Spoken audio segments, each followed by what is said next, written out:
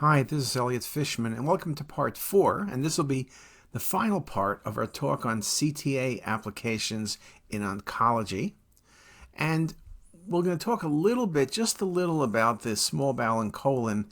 Again, making the point that if you're looking for small bowel tumors, which are often difficult to see, CT angiography is very good because many small bowel tumors, such as carcinoids, such as GIST tumors, are vascular and may be seen best on the arterial part of the CT angiogram. Other tumors like lymphoma, perhaps, or maybe adenocarcinoma are not that vascular, but the CTA will help look for vessel encasement and distortion and help you picking up small lesions. We'll look at staging and classification. What are the lesions? And again, how we manage patients knowing this information. Here's a patient with abdominal pain and what was felt to be a pancreatic cancer. For all the world, it looks like a tumor vascular, maybe a neuroendocrine tumor in the patient's pancreatic head. Interestingly, there's no real duct dilatation in the liver or in the pancreas, but it's still possible. Sometimes tumors down by the uncinate do not cause obstruction, but it's very vascular, so I'm still thinking about a neuroendocrine tumor. But then when I look at it on the coronal views, I don't see duct dilatation. I do see the common and pancreatic duct. And I realize that perhaps this is not a lesion that's coming from the pancreas pushing out, but maybe a tumor from the duodenum. When you think of tumors coming from the duodenum that are vascular, we think of GIST tumors and carcinoid tumors. Carcinoids are a bit smaller, but they're typically intraluminal. GIST tumors tend to be outside or push outside. We know the same thing's true in the stomach, but especially true in small bowel. Here's the vascularity of the lesion, very nicely shown on the MIP imaging. Here's a beautiful example showing you the lesion and the fold pattern in the duodenum. And here's the mass. It's growing exophytically. This was a patient who had a GIST tumor. Another example of a GIST tumor. Patient with GI bleed, you see a vascular lesion in the beginning of the jejunum. It's hypervascular. What could it be? It could be a MET. It could be a carcinoid. But again, it's exophytic. You can see from these two images. And so my best bet, looking at the vascularity, is between carcinoid and a GIST tumor. But since it's exophytic, I'm going to go with a GIST tumor, which indeed was the correct answer. So a lot of times there can be significant overlap, but most importantly, you detected the lesion, and whether it's carcinoid or GIST, that lesion is coming out. 3D mapping, CTA, abdominal pain. You see a large mass in the root of the mesentery. You see the encasement of the mesenteric vessels. This is the so-called sandwich sign in lymphoma. Despite the size of the mass, there's no small bowel obstruction. You can see how large the mass really is on the coronal volume rendering or just the coronal images alone, where you see the encasement of the branches of SMA and SMV. You see the solid nature of the tumor, some of the vascularity, and how it displaces rather than infiltrates bowel. And so a very nice example using CTA for lesion detection. Now, that wasn't that hard, but for determining this was lymphoma and not a GIST tumor or a carcinoid or an adenocarcinoma, and the tumor infiltration particularly well seen on the cinematic rendering. Now, I mentioned when you talk about CTA for oncology, you also have to talk about the complications. CTA is used often in patients with all sorts of complications, and some of the ones we'll talk about are GI bleeding, graft versus host disease, infection like pseudomembranous colitis or other infectious etiologies, and then, of course, the possibility of small bowel obstruction. When we talk about GI bleeding, CTA is the study of choice. Typically, it's spoken about for lesions beneath the ligament of Treitz, but now we realize that across the spectrum of patients, it's valuable for picking up bleeds in the stomach and proximal bowel as well. We're doing dual-phase CT angiography for detection, and again, when sometimes is better seen on venous than arterial, though in most cases we'll see it both. When it increases between arterial and venous, you know this patient probably needs intervention. Here was a patient with active bleeding. Patient had a history of gastric adenocarcinoma. You can see the fluid in the stomach is high density. That's blood. So that means there's blood in the stomach. What's the source? What about this bright dot here, which you see arterially, right there? And then you can see it better when you go to MIP. Sometimes things aren't as obvious, and the MIP works very well. You also can see how the MIP shows you nicely the high-density fluid in the stomach consistent with blood. And then as you go on to venous, there is this ejection of contrast. It's like a jet of contrast coming out of the site of bleeding, making it very easy. It's active bleeding, and the patient will need endoscopy. Yes, you could have diagnosed it on the arterial phase, easier to see on venous phase, and together you can say active bleeding, and patients should get endoscopy now because it's actively bleeding as you increase from arterial to venous. Another case here, GI bleeding. You look at the posterior wall of the stomach, focal thickening, it looks like an ulceration right there. You can see some stranding here, so I can't tell you it's malignant or benign ulcer, but you can see very nicely the thickening of the wall, the ulceration, which shows very well on the cinematic rendering, some increased density in the stomach, also consistent with blood. And here looking at volume rendering with cinematic type, looking inside the stomach, and there you see the ulcer on the posterior wall. Just a beautiful example of using air as the contrast agent and showing you the boundaries where the ulcer is, nicely shown there and there. Now, I don't think you can always say whether an ulcer is benign or malignant unless there's a lot of mass, and then you could say it's malignant.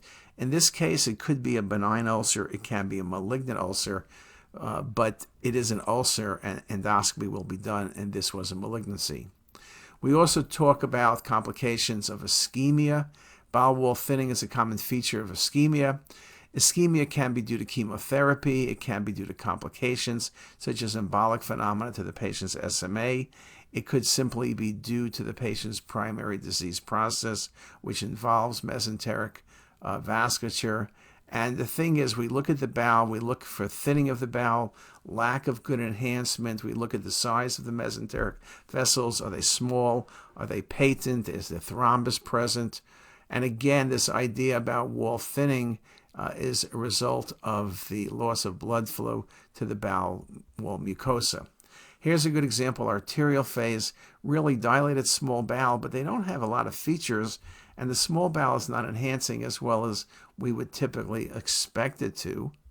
Here it is when you look at the coronal in 3D on the MIP, you can see this cutoff of the vessels.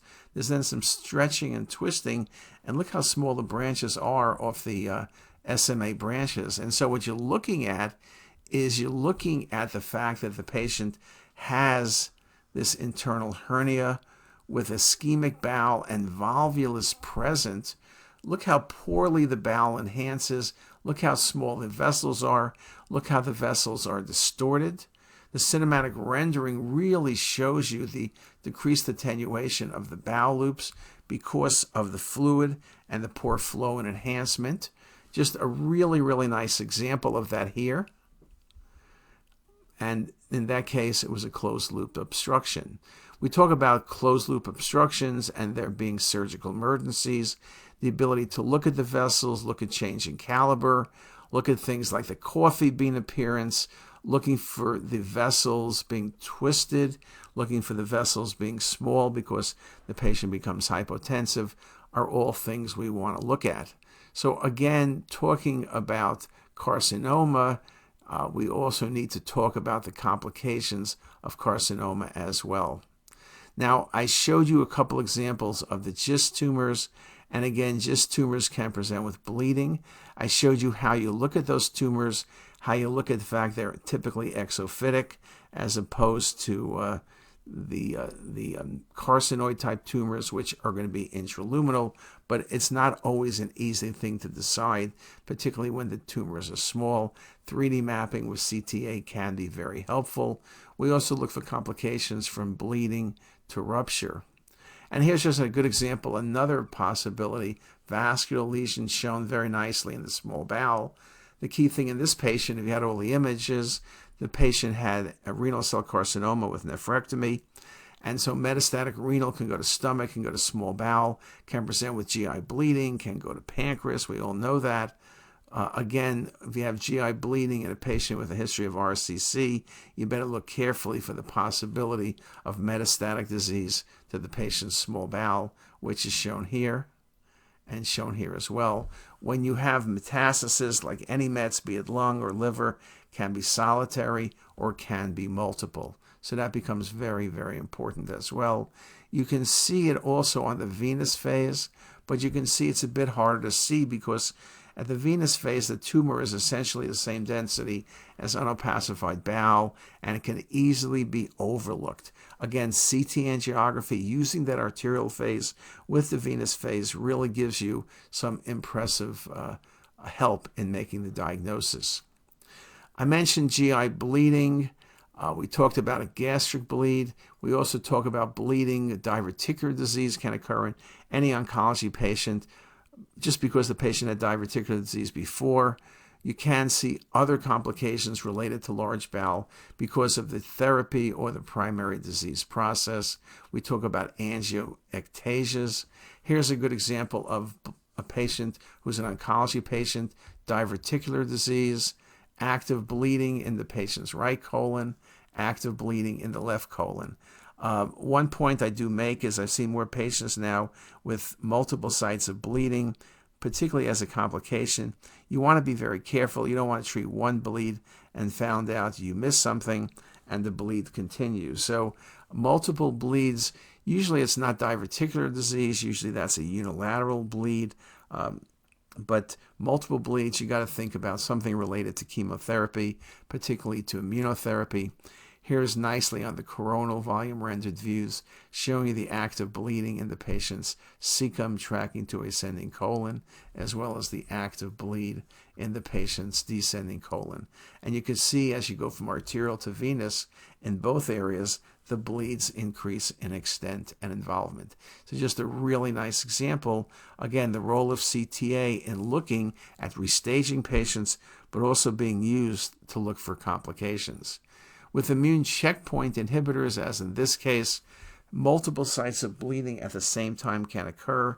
So if you see a site of bleeding, look very carefully that you're not overlooking a second site. As I mentioned with diverticular disease, you're typically not going to see more than one site of bleeding. So you want to be very careful in this regard. Immune-related enterocolitis is the most common serious complication from checkpoint inhibitors.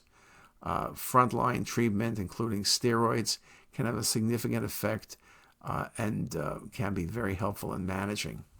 Another patient here, patient had ALL, suspected GI bleed, marked thickening of the bowel. Not the best injection I've seen, but look at the loops of bowel. They're all inflamed. They're all thickened.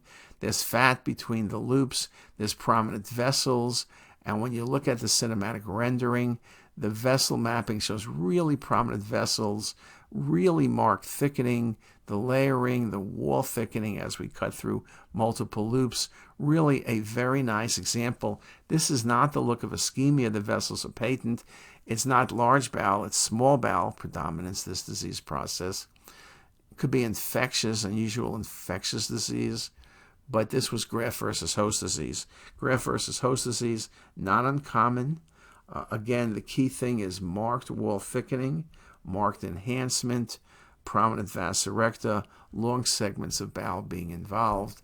And we know about graft versus host that it can be subclassified as acute, 10 to 40 days, or chronic after 100 days, but less than 3 years. So one of the things you want to do is think about that in the patient who's had a bone marrow transplant or stem cell transplant. It's very important to recognize as a potential possibility. And again, the characteristic findings of wall thickening, mural stratification, hyperemia, the prominent vasculature, all are shown nicely on CT, and CT is usually the first study to determine that the patient does have graft versus host disease. So I've showed you in this 4-part adventure, CTA is a critical part of oncologic imaging, from detection of disease to staging of disease to follow-up disease. Protocols are critical. How you do the two-phase acquisitions is critical. Good injection rates, 3D mapping with post-processing continues to play a major role and will become even more important as the scanners get, in fact, better. I think AI may help us in this regard in lesion detection, perhaps in creating 3D maps, and just a better understanding of multiple time points. So I think a lot of what we're going to see will change a bit, hopefully for the positive with AI, but that will take a few more years. And with that, I thank you for your attention. If you like this video, make sure to subscribe to the CTisus YouTube channel. You can also visit us at ctisus.com for even more videos, plus quizzes, pearls, protocols, and oh so much more. We're also in the App Store and have well over a dozen apps for iPhone and iPad, all completely free. Thanks for watching.